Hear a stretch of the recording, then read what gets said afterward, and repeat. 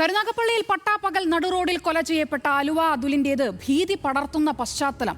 ഹൽവ ഇഷ്ടമായതിനാൽ അലുവ അതുൽ എന്ന വിളിപ്പേര് ലഭിച്ചു. എതിരാളികളെ കൂടം ഉപയോഗിച്ച് ആക്രമിക്കുന്ന രീതി. മനുഷ്യരക്തത്തിൽ ലഹരി കണ്ടെത്തിയ ഇയാൾ മദ്യമോ മറ്റ് ലഹരി വസ്തുക്കളോ ഒന്നും ഉപയോഗിച്ചിരുന്നുമില്ല.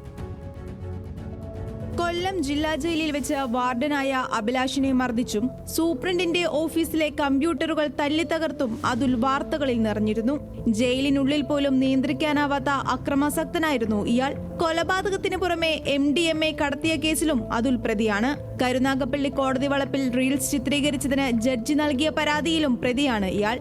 ജഡ്ജിയെ പോലും വകവയ്ക്കാതെയായിരുന്നു അന്നത്തെ അഭ്യാസം. എതിരാളികളെ വകവരുത്താൻ കൂടം ഉപയോഗിച്ചിരുന്ന ഇയാൾ മദ്യമോ മറ്റ് ലഹരി വസ്തുക്കളോ ഉപയോഗിക്കാത്ത വ്യക്തിയായിരുന്നു എന്നത് ഏവരെയും അത്ഭുതപ്പെടുത്തിയിരുന്നു. എന്നാൽ മനുഷ്യരക്തം കാണുന്നതായിരുന്നു അതുലിന്റെ ലഹരി. തികഞ്ഞ സൈക്കോ ഗുണ്ടാ തലവനായി വിഹരിക്കുമ്പോഴായിരുന്നു പട്ടാപ്പകൽ അതുൽ കൊല്ലപ്പെടുന്നത്. അലുവ അതുലിന്റെ സംഘത്തിലുണ്ടായിരുന്നവരെല്ലാം സംഭവത്തിനു ശേഷം ഒളിവിലാണ്. ന്യൂസ് മലയാളം, കൊല്ലം.